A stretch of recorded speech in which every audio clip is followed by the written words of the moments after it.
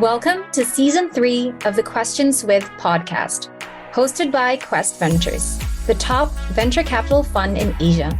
I am your host, April Vano, and through this season, I aim to uncover inspiring stories of notable entrepreneurs across Asia who have incorporated ESG values and achieving impact into their business model. Follow me on a journey of discovery as I speak to accomplished entrepreneurs from various sectors ranging from fashion to finance. In 2022, global healthcare costs were expected to increase 10%. Such a situation was only made worse with the worldwide general inflation and overall instability in the global economy. It then begs the question, can medical solutions ever be affordable? Over at Vulcan Augmetics, CEO and co-founder Rafael believes so. Founded in 2017, Vulcan Augmetics has since took off with their innovative solution of 3D printed prosthetics that are not only functional, but stylish. Vulcan Augmetics was founded with a mission to make medical technology affordable and accessible to unserved amputees in developing nations. Today, I hope to uncover the secret behind their success and how placing social impact as a priority was a winning formula for Vulcan Augmetics. Hi, Rafael. Welcome to the Questions With podcast. Please introduce yourself. Thank you very much. It's nice to be here. You've already given me quite a good introduction. So yeah, for the audience, my name is Rafael Masters. I am the CEO and co-founder of Vulcan Augmetics, Vietnam-based startup building the world's most affordable robotic prosthetics and also advanced biosignal sensor technology. Amazing. Welcome again, Rafael. Thanks for joining me today. It's interesting how you really started this, and hopefully we can get to know more about you, your entrepreneurship journey, and of course more about Vulcan Augmetics. So maybe a little bit of a background, right? It's interesting how you founded this startup alongside your co-founder Ella Trin.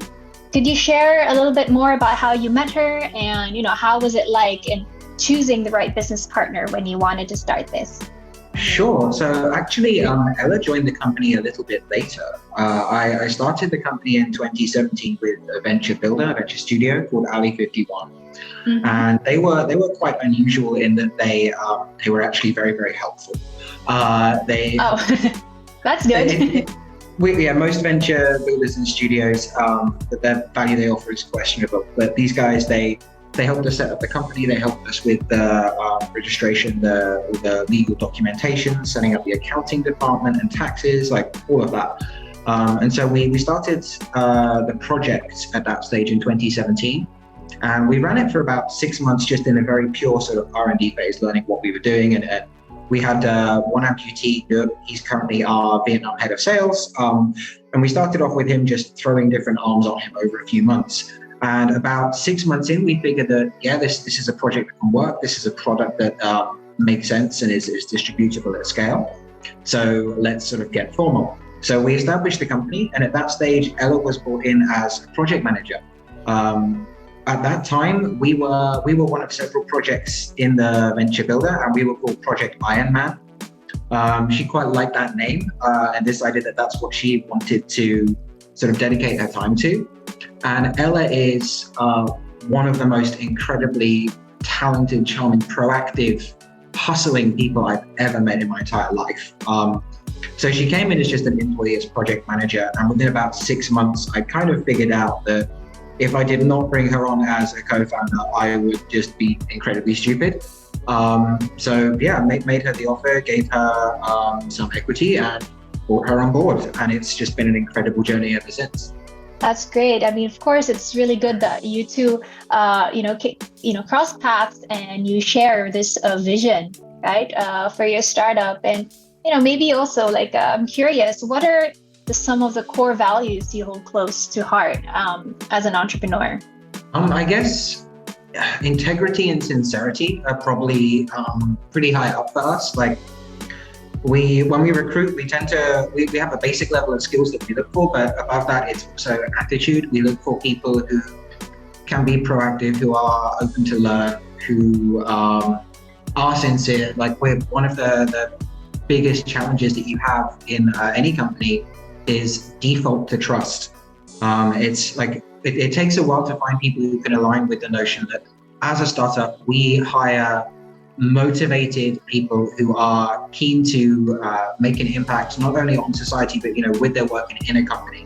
They're all proactive, they're all dedicated to what they're doing. So if there are any problems, most of the time it comes down to miscommunication. You have all these people who sincerely want to do good, they're just cross wires. And so having people who can understand defaulting to trust and actually having faith in your co-workers, that's a pretty big deal, especially when you're a very small startup at the beginning. I agree. And that's good advice, not only as, you find a co-founder or a founding team, in early stages for sure, you need to find the right fit and those values align within and among yourselves. So maybe, also a little bit of a story, or at least let us know a little bit about how you were able to grow so quickly your startup, and, what qualities do you think an entrepreneur should possess, especially in the early stages? I think part of our ability to grow so fast came from we have a different aptitude, I guess, to working with the disabled. My background is I grew up about 200 meters away from the biggest disabled college in the UK. Most of my teenage friends were in wheelchairs. If there are any Americans listening, they'll get this reference. I literally rode the short bus to school. They let me operate the elevator. It was incredibly cool. But what that means is most of my life I've been around disabled people, and I tend to see them more as people instead of sort of delicate, broken baby birds.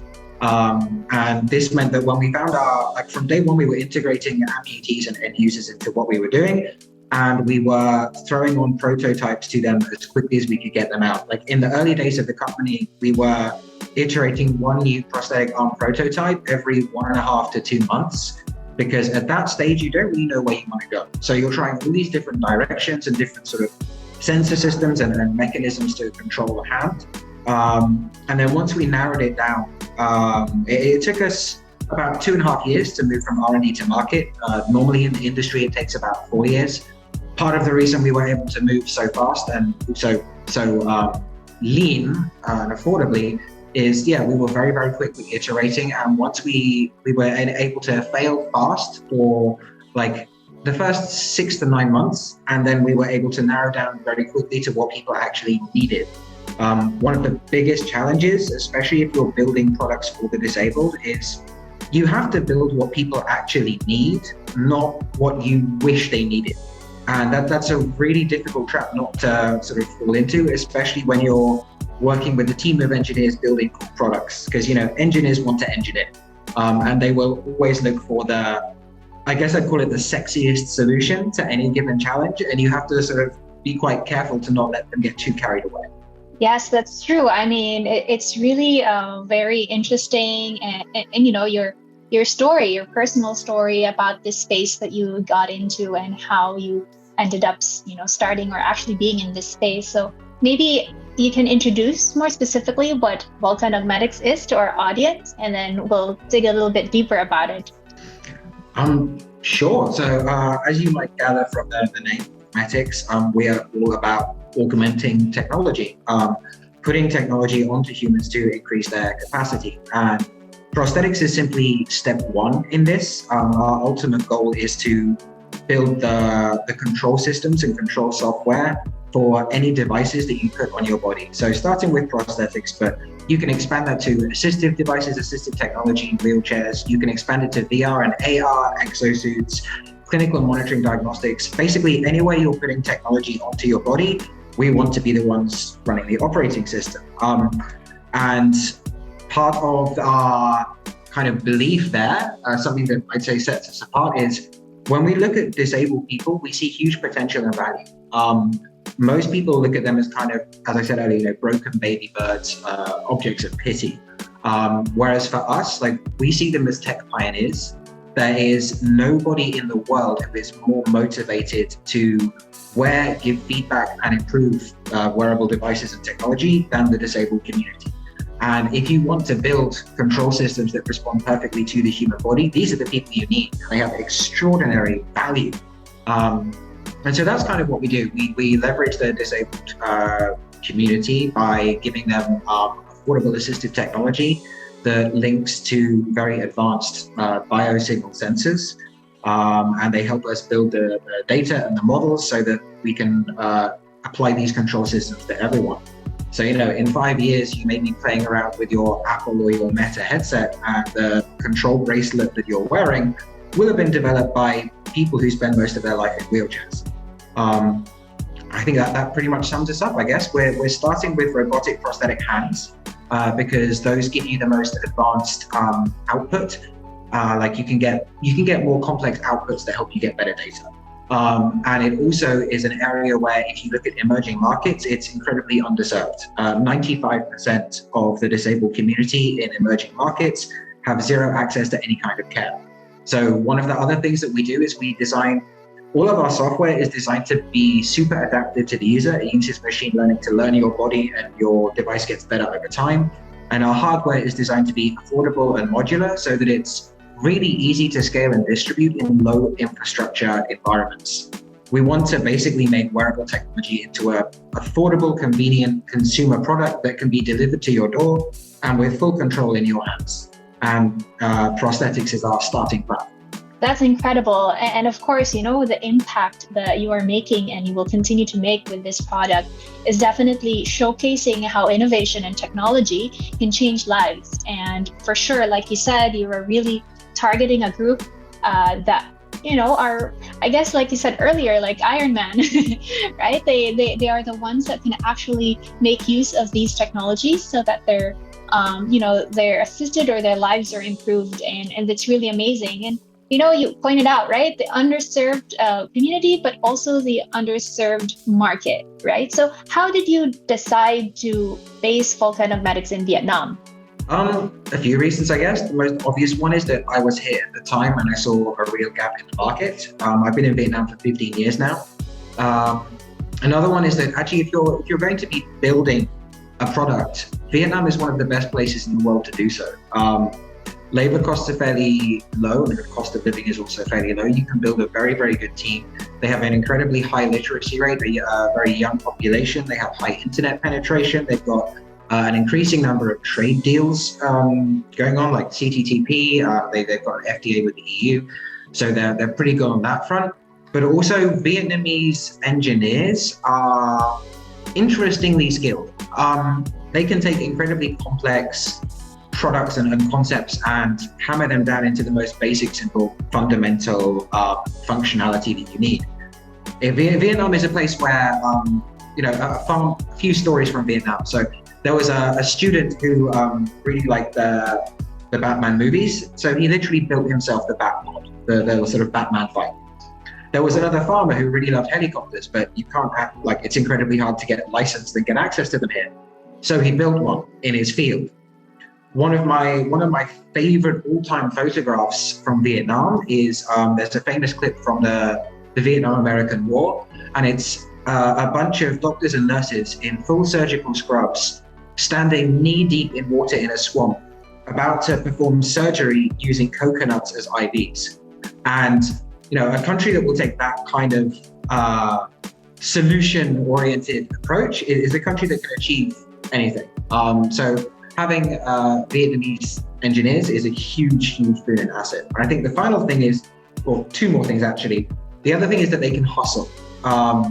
It is, the people here just really, really have ambition and they're prepared to work for it. The final one I'd say is that Vietnam is a country of aspiration. If you look at a lot of the established powers, if you look at the UK, the US, the USSR, China to a large extent, all of these countries, they define their successful future in terms of their glorious imperial past, whatever. For the UK, we used to be a global power. For the US, it's sort of back in the Cold War policeman of the world. For China, they used to be the centrifugal, Russia the same. But Vietnam doesn't have that. They have a 2,000-year history of basically, we survived. The world threw everything at us and we're still here. And so when they think about their future, it's a lot more open-ended. They're not constrained or defined by the past. And so they feel like they can be anything.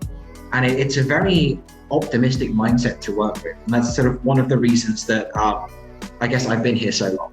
Thank you for those insights, Rafael. And I guess it paints a really good picture of Vietnam as a startup. And as you said, in terms of shaping the future, right? And it seems like you are doing just that with your team at Vulcan Augmetics. And maybe, to add to what you already shared, right? What do you think are some important factors that also contributed to your success so far? That's a difficult one. I'd say we have a very different engineering approach in that we are systems thinkers. So what you very often find is people will have an idea for a single product and they sort of make that product and they haven't thought about how it's going to scale, how it's going to be sustained, what does the distribution look like. Whereas us from day one, we actually saw what other people in the assistive tech industry were doing as something that didn't really scale effectively. And so, like, for example, this is why all of our products are modular. They're designed to click together as easy as Lego so that you don't have to keep going back to clinics for maintenance. So you cut a huge part of the friction out right there. Another element I think that for us that's made Vulcan very lucky is that we have a very interesting balance of impact and tech, or impact and innovation, I guess. It sounds much more alliterative. So what that means is that we can get people who are incredibly motivated, like on the engineering side, we have people who are incredibly motivated to create new products and things and see their impact in the world physically. But you also get the chance to bring in people who, they're not just making product, they know that the product that they make will go out, it will be put on people, and it will meaningfully improve those people's lives. And it's not often you find a company where you can see your own impact that directly. And so that's something that's actually enabled us to put together an incredibly talented team we underpay them.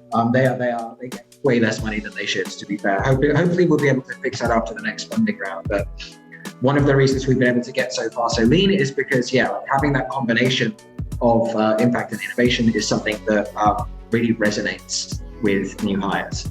I guess another one would be we've had to be from day one, we've had to be incredibly lean with costing, and you can see this through our engineering approach in the way that we've never thrown lots of money at something unless we're fairly confident that it's going to succeed. And we've had to be very, very creative in finding ways to test new technology or test new sales channels or test new pipelines without expending thousands of dollars. And having that mindset from day one, it's quite rare to find in a medtech company. Most of them, it's rare to find a medtech company sort of starting up in Southeast Asia, at least outside of somewhere like Singapore anyway. Or actually, if you're in Malaysia, you're in Kuala Lumpur, so they have a fairly big medical center over there. It's well known for it. But if you're outside of that network, it's incredibly hard to build up a company. So having that lean mindset is one of the things that will actually keep you going through the R&D stage until you can get certification. I think the final thing I'd say that's kind of helped is we have been very fortunate in some of the connections we made. I can't say that's down to me. I'd say that's down to having a good mission and a very charming co-founder. But we've managed to get support for things like getting our ISO certification, medical device registration. It's difficult to do because there's always a ton of paperwork, but if you have the right team that can help you work through it, then you can really sort of accelerate your process as a med device company. Wow, that's really impressive how you managed to grow while staying lean, of course, and noting, right, that ensuring affordability is something that is also the core of your business, because as you mentioned, you want it to be as accessible as possible, right? It's interesting, you mentioned earlier that you're now in your next funding round, or you're now in the space of scaling and looking for finance or looking for investors, right? I see that you appeared on Vietnam's Shark Tank, right? Alongside your co-founder, Ella. Can you tell us more about that experience and why you chose to take up that opportunity? Sure, it was basically PR. With Shark Tank, it's generally well known that it's just TV, and it's quite rare for the deals to go through. In fact, I think it's this year or last year, they implemented a rule where the sharks have to put up money up front into a fund to ensure that companies actually get invested and follow it. And we knew that going into it, of course. So for us, Shark Tank was all about the PR. It got us a lot of brand recognition. It got our product out there in front of millions of eyes. And it's probably the biggest impact it's had has actually been recruiting. It's very rare that we get someone applying to our company who does not mention Shark Tank at some stage in their interview. And for our sales process, it's no longer something where people find us using it, because it was, a year and a half ago, I think now. But it is something that once they've found our company and they do a bit of their own research, seeing us crop up on Shark Tank, it definitely adds to the trust that they have in us. So yeah, and I say if any other companies go into Shark Tank, do not look at it as an investment process. You can do, but you will quite likely be disappointed. It's better to go in and optimize very much for PR. Think about, you're going to be on TV in front of millions of people. What do you want those millions of people to think? You don't really need to care about what the investors think. They're going to put money in or they're not going to put money in. They have their own sort of agenda going on. But you've got that one opportunity to get in front of millions of eyes and present your brand in the best way possible. Seize that. And if you seize that well, and it actually leads to growth of your company, then you've got plenty of time to grab those investors afterwards. Especially if you catch the public imagination, the sharks, they're there for PR as well. So if they see a company that gets that attention and is suddenly super hot, they're going to circle back around and say, oh yeah, hi, by the way, let's have a talk. So it's manage your mindset going in and be aware that the main sort of optimal outcome is in PR. Yeah, definitely. Very practical perspective that you shared there, Rafael. And for sure, having that exposure allows you to draw eyes, and maybe, like you said, you attract the right people who either would like to work with you, or perhaps, it's really a big way to introduce yourself to the general public. So yeah, for those listening, I guess in different ways, right? We grab these opportunities and see what kind of outcome that can come with it, right? So, maybe, leading to my next question about financing and really looking for those deals or real investors, right? Maybe, the sort of those conversations or those dilemma amongst entrepreneurs that, when it comes to deciding whether they should find investors, give up equity for funding. What are your thoughts on that? And maybe more insights you can share. Equity means nothing if your company's dead. It's that simple. So get investors. True. You need money to survive, and investors are going to give you that money, and they'll take a chunk of the company. That's just how it works. So I'd say, yeah, for most, unless you have a company where your setup costs are incredibly low, it's mostly on software, and you can scale up to paying users rapidly. In that case, you'll have a very fun position where all the investors will be chasing you to put money into a fast growth company, and you won't need them at all. And in that case, I'd actually say avoid them. Otherwise, if you need any amount of capital to scale up to profitability, then yeah, you're going to have to go for investors. The alternatives are grants, but for impact companies, grants are, when you're still at the scale that you need grants, they are incredibly practical and difficult to get to. And by the time you're at the scale that you could hire a whole admin team to run the grant process, you don't need them. So, unless you find people who have an incredibly quick process for this, we avoid them. For investors, I've just come out of a meeting with a USAID sponsored meeting to gather together a lot of social enterprises and impact companies here in Vietnam to talk quite specifically about this. And one of the sort of things that came out of that meeting that kind of shocked them is I have a lot of startups and social enterprises that come to me and ask for advice on some of these things. The number one advice I'll give them is avoid impact investors like the plague. Yep. Really? Absolutely. Because just from my personal experience, the vast majority of them, it's exactly the same as a regular VC, but with extra steps, extra metrics, extra milestones that you have to meet. A standard VC, you'll get all the money up front and you'll be expected to deliver on business milestones that grow your company. And as an impact founder that if you grow your company big enough and you've got all that money, you can go back and make sure that impact happens. But you can't do that if you're constantly distracted by having to jump back and sort of try and meet endless impact milestones that no longer align with your business model goals. And you find that just my personal experience, impact investors tend to be a lot more risk averse. VCs have a little bit more of a greed mentality, which is in many ways a good thing. It means that they want to see something that can really grow and scale, and they accept that they have to take a certain amount of risk for that. They expect, a 19% failure rate, and they budget and balance accordingly. With impact investors, there's also the PR element. They want to look good, and they don't want to see companies that are going to fail. So they're a lot more risk averse. And another challenge being that the impact startups themselves, they tend to make their decks all about impact instead of about business proposition. And so everyone ends up focusing on the wrong things. For me, a well-designed company or a good impact company is one where the impact is almost a byproduct. So with Vulcan, an example, we make the world's most affordable robotic prosthetic. We sell it at like 1/10 of the cost of other products out there, but we also work with local companies as part of their CSR budgets. We get the product onto people, end of story. And in the long run, we make money from the product, but we also have a relationship with these users for the next 40 years.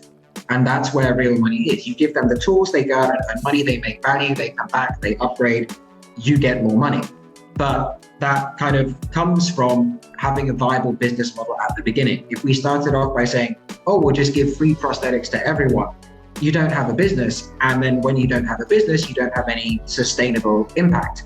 You help maybe 10 people and then you shut down. So this is, it's a challenge. And I'd say for any startup that has a strong social enterprise or impact element, put the business first. Put that element of it first. Approach business-based VCs, or even when you approach impact-based VCs, talk all about the sustainability and the sort of the revenue channels that you're going to have before you go into the massive social impact. Because sustainability, it means the same thing. It's just a slightly different term. For VCs, sustainability means the company is going to be default alive and it's going to grow. And for impact investors, it means the impact will continue, and I can sort of write my nice ESG report and say that I've met all these checkboxes. Yeah, I mean, it's very interesting that you noted this, right? Because there is that sort of direction going towards looking into impact metrics. But I like what you said, right? This is a startup, this is a business that you're building, but essentially the product that you are making, and as you mentioned, the people, the customers that are using your products, they are the lives you are impacting. And I think that's also really down to what, the social enterprise or any business, right, is going forward with. If their product is already something that is improving lives and actually addressing a specific need, a specific problem, the more you grow, I guess, the higher sales you have, the more units, the more users, it is actually also the impact that you are making directly. So yeah, I mean, it's nice to get your candid insight on that. And for sure, it's really part of that experience that you hustle and you make sure that you sustain the business, right? Like, as you said earlier, if you have a business that's dead, then there's nothing to talk about, right? So you got to make sure that you sustain the business, and that way you can help more people, of course. Well, there's also the end value element. So one of the things that I think any social enterprise needs to consider is that the person you're selling to is not always where the end value is, or the person you give the product to is not always where the end value is. So quick example that, again, I threw out this morning, there's a product, I think it's called the Life Straw, but basically it's a very big straw that acts as a filter. So all over the world, if you don't have access to fresh water, you just drink through the straw and you have fresh water. Problem being, these things initially, they cost something like $20 a pop, and most the people they were targeting couldn't afford that. Like, they were targeting, I think, families in factory workers and families in Sri Lanka, and these guys don't have $20 to spend on a straw. So how do you get that out there, and where's the money? Well, if you think of it on a slightly larger scale, like the reason that they need these straws is because if you drink bad water, you get sick, and this mostly affects their kids. And a sick kid means one factory worker is at home taking care of that kid instead of working in the factory. The factory owners are losing money. So who should you be selling to? The poor people who can't afford it, or the factory owner? You go to the factory owner, you tell them you're losing $50,000 a year from lost working hours. If you give me $10,000, I could cut out like half of that just by giving these straws to your workers. So the value is not always the person that, the value is not always realized economically at the level of the person you're helping. And if you're a social enterprise, you should always look up the value chain and see who's really going to clean up on this and tap them to put that money back in. There's actually one other thing that you referenced before that I referenced with talking about sort of startups and impact investors and milestones. One of the reasons that we actually ended up choosing to go into the Sustainable Impact Accelerator is because they did divide the funding up, which normally that's an instant no for us. But in this case, the second tranche is a lot smaller and it's directly related to an impact project. But they went to great pains to tell us that they understand that the impact milestones change according to the business stage of progress and that they're flexible on that. Like that shows they have a mentality that understands how impact businesses operate. And I think that's something that I would quite like to see more in impact investors follow on with. Thanks for illustrating that, right? And in terms of impact businesses, as you mentioned, it's, there's no cookie cutter model, right? So it's definitely a lot of iteration, a lot of hard work, and of course, really that intention that you're creating a solution for, specific needs. And maybe, to touch on that as well, you take risks as an entrepreneur, like you said, how investors are as well. I'm sure there have been ups and downs and mistakes made along the way, right? So could you share a little bit about your experience as well? Some mistakes and how you bounced back from those? Oh, well, ups, downs and mistakes. I'd say a lot of our mistakes in the earlier years, at least, were down to getting a little bit overexcited with the wrong product or getting overconfident. It takes a while to sort of get used to the fact that, especially in medtech, stuff takes time. And as the founder, you're always keen to push things as quickly as possible. But you have to learn, especially if you're dealing with something like a B2B company, you're going to have to hurry up and wait. You can't sort of push these things, and that can be one of the biggest and most frustrating challenges. So I'll give out one story. Maybe, I don't know if I'd call this a mistake, but I definitely call it a hiccup. So we, in our very early days, we were looking for funding, not just from impact investors, but we also looked at some of the organizations that work with disabled people here in Vietnam. And we had a meeting with one of the largest ones. We went to sit down at the cafe to talk to them. And we brought along our device tester, Doug, and he had I think it was only the second iteration that we'd actually made of the art. Okay, so at this stage there was zero refinement. It was an incredibly sort of ugly brick of a 3D printed thing, but fingers opened and closed, and we wanted to hurry up and get the process started. And being that the engineering team was me and one other guy, and I'm not formally trained. So we were putting this all together the night before, and we were sitting there in the meeting with them. And Doug did a couple of demonstrations, and then we turned aside to talk to these guys. And I looked back, and we saw smoke coming up from the prosthetic arm. Like we kind of accidentally set fire, or nearly set fire to one of our users in the middle of a business meeting. So that was an interesting experience.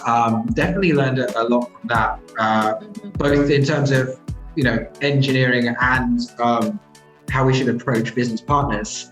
But that's something that that was super early days. Everything was prototyped, and we were very clear that this is only sort of a super ugly prototype. And we were very lucky in that we were quite good at setting and managing expectations. And I think that is, I cannot understate, or I cannot overstate actually, how important that is as a skill. Especially if you are in impact, if you're working with the disabled, people tend to think that you can, people want to think that you can just slam down some big high-tech solution and you've suddenly fixed the problem. And nothing in life is that simple. So learning to manage expectations of your team, your stakeholders, your customers early on, that is very important and can help you avoid a lot of mistakes. I think another one that we've had is we've occasionally made hiring mistakes, just brought on the wrong people. And you learn from that very quick. if you bring the wrong person into a company culture and you just immediately see that they are, toxic or political, or immediately start sort of playing off groups against each other, that's a big changing moment. But it can also, this is something that really struck me, it can also be incredibly useful, because it's very easy to sort of talk about, like, you can have a brainstorming session with your team and say, oh, what's our company values? Oh, we believe in honesty, we believe in hard work, and all of that. And it's just sort of buzzwords. You don't really know what your company values are until you see someone break them. That is a really important lesson. We didn't realize, for example, how big a deal default to trust was until we hired people who didn't do that. We didn't know how important it was to have that mindset until we brought in someone who was, incredibly passive aggressive and made everything about them and always took offense. That kind of showed us how, oh wow, we've never had this behavior before. Okay, our team don't do that. They actually do the exact opposite. That's one of our values. And you're going to make a lot of mistakes in a startup. What's really important is how you learn from them. It can tell you what not to do. It can also help tell you what you are and what you are not. So yeah, hiring mistakes are a really good, if expensive, way to learn what your real cultural values are. Surely many lessons learned from those mistakes or hiccups, as you call them, right? And you pointed out that especially in your field, right, there's a lot of patience needed, and you've been at this for quite some time now, right? So how different does your business look like today compared to when you first started it? And how do you envision it in the future, right? What is the vision for Vulcan Augmetics in the next few years? Well, the company today is, I'd actually say that our vision has been almost entirely consistent from day one, which is to have this sort of broad platform and ecosystem. Basically, I want a world where no matter what your physical challenge is, or no matter how you want to upgrade your body, you'll go online, you'll press a few buttons, and that product will arrive at your door, customized to your body, and it will adapt and learn as you go. It's, upgrading your body, or being, being a cyborg would be one way to put it, should be an incredibly easy, convenient, user, commercialized experience. And that's what we've been intending to build from day one. I mean, our very first pitch deck mentioned this kind of ecosystem, but what we've actually had to do is change how we talk about it over time and change how we talk about the staging.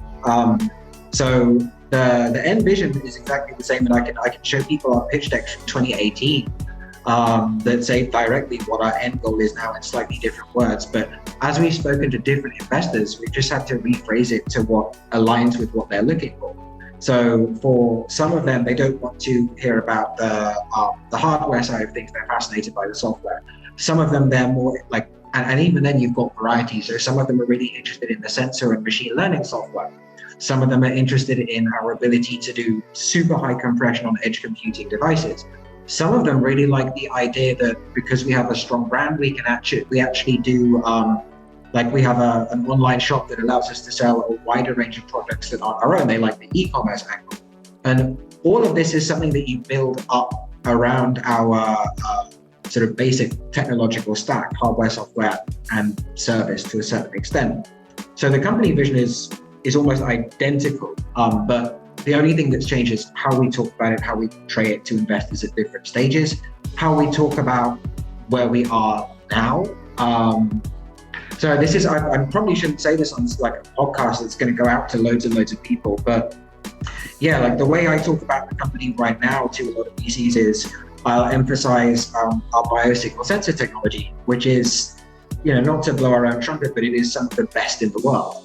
We know this because we've actually seen what the competition are doing. We've had to outsell the competition in several areas. We know that that's where we're well beating, and we know that that's something that's quite deep tech, and so that's what we talk about. Whereas in previous iterations, when I've spoken to investors who are sort of earlier stage and more localized here in Vietnam, we've talked about our ability to draw together our clinic network and facilitate their interactions with users. And it's all part of the same business model.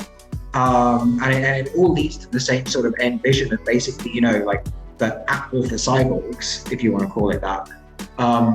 but just emphasizing different things at different times is a very useful thing to have. And it also helps the founders actually, like, you don't have to give up your vision at every stage. You just have to find what bit of your vision resonates the most with the person you're talking to, because at the end of the day, you're going to do it. Like, I'm very confident that, within 5 years or so, Vulcan is going to be a unicorn, and we are going to be sort of multinational. We are going to be the company you go to if you want to have a control system for wearable technology. And each of these elements that I've talked about to various people is going to be manifest there. We are going to have this online shop. We are going to have this advanced sensor technology. We are going to have sort of these global networks of clinics that we work with. But right now, in the next year, we have a very sort of specific, narrow focus. And that's what we talk about. We've got these milestones, we've got these market goals, we've got these revenue targets, we've got unit number targets, we've got technology that we want to achieve specifically now to build a certain type of company now. And what that grows into later, like, I've still got that in my mind, but it's not something that I'm throwing out at every single VCI. Great. I mean, thanks for illustrating that, right? It's quite exciting to hear what's up next and where you're going. And of course, kudos to the team so far, and would love to see your progress in that. But maybe as we sort of zoom out, right, from you talking about all the developments that you're creating for your startup, there is really this sort of growth in the medical technology space, right? And also, as we talked about social entrepreneurship or impact businesses, what do you think are the opportunities out there in this space? If you want to link medtech and impact, that's really hard, frankly, because any medtech device has a hell of a lot more regulation than almost any other product you're going to find. And that means that you are stuck for months, if not years, in the R&D process before you can get to users. We were lucky in that we hired our users from day one, and we were able to very quickly start iterating and testing the product. But for most impact companies in medtech, what they tend to do is take a certain device that's already available, and they'll make it sort of cheaper or easier to distribute, or they'll try and find something that already has the certification and documentation and sort of all of that out of the way, because frankly, that impact investors won't put money into that. Impact investors like to see, in the next year you're going to help this many people. They don't want to hear, in 3 years you'll have released a new heart valve that's 5 times cheaper. Like, if you want to do that, then you're not really talking impact VCs, you're talking medtech VCs. And those are the people who will know exactly what you need to do and can actually give you value add, and will give you money and help talk you through that process. So you very rarely see impact in medtech at the early stage. It tends to be sort of the post R&D, post regular certification regulatory process. And it's the commercialization stage. That's really a good point. And of course, beyond medtech, or at least in the space of medical technology, social entrepreneurship is quite, it's growing and evolving as well. And as you mentioned, right, right now there are different types of investors out there, but you got to find as well, the right ones. The ones that are at the stage that you're in, and there's a fit there in terms of working together. So maybe before we wrap things up, we talk about social entrepreneurship and sustainability here. Where do you see the direction, right, of social entrepreneurship in the near future? And perhaps maybe briefly share some advice to aspiring social entrepreneurs that may be listening in. I'd love to be more optimistic on this, but the macro political and economic situation is, as ever, very complex and fluid, more so now, I think, than in the last few years. For social enterprises, I think there needs to be a change in how people look at them and how they look at themselves. I think that this comes from my own personal prejudice as sort of, I guess, maybe a systems thinker, but you need to, if you want your social enterprise to scale and succeed, you need to almost make impact the byproduct of external value generation.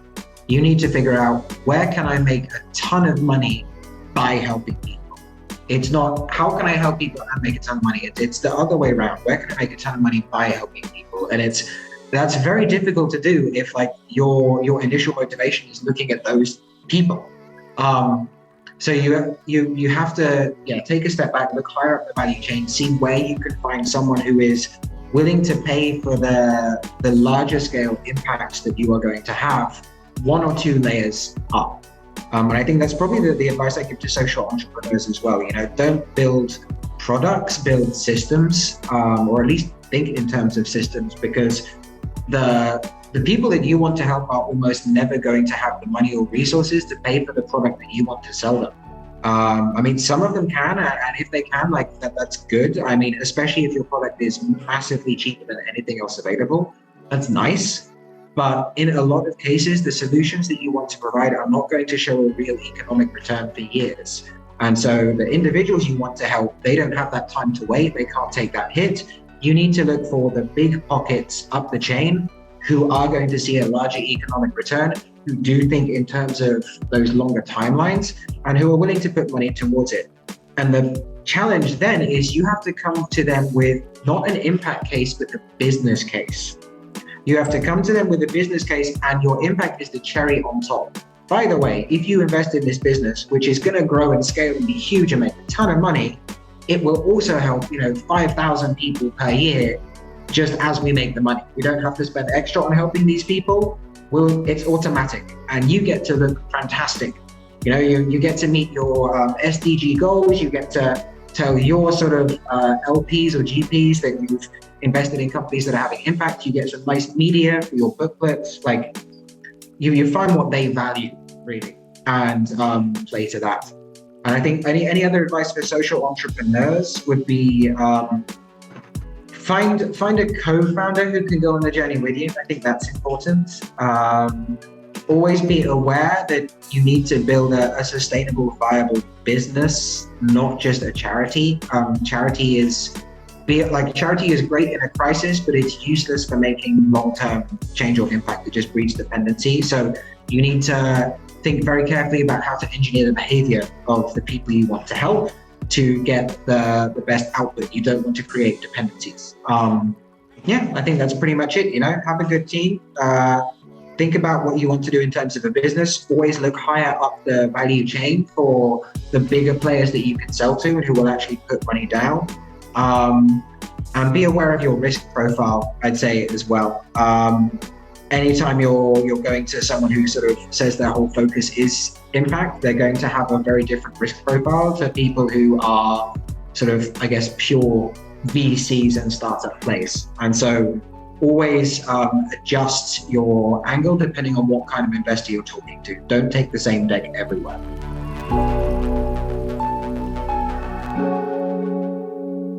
Thank you for those real and practical insights, Rafael. And it's been exciting to hear your story and your journey and your vision, where you want to take Vulcan Augmetics. And appreciate your time being part of this podcast. Thank you so much for being with us. Thank you also to everyone tuning into this episode of Questions with Vulcan Augmetics, featuring the company's CEO and co-founder, Rafael Masters. So for more episodes like this, be sure to hit the follow button on whichever platform you're listening from. I am your host, April Ongvanyo. Till next time.